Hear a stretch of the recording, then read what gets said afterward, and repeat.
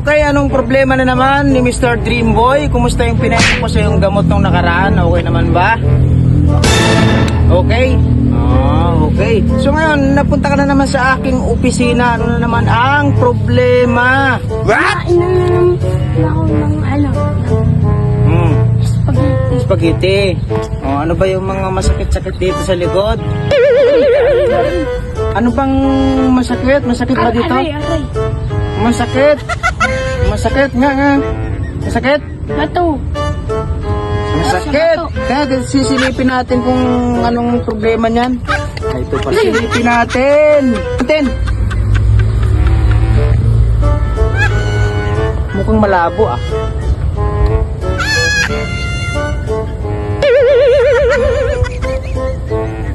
Okay, dito. Aray. Nasasaktan. Sisilipin natin, Sisilipin. Yan. O, hinga.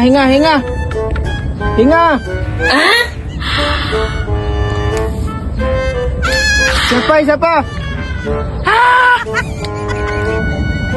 Okay.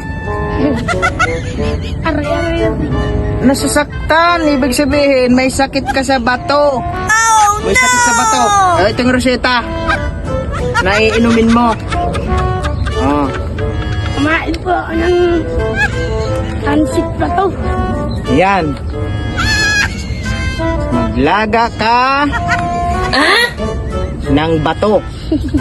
Diba? Yan, maglaga ka ng bato. Ha? Ito yung reseta. Para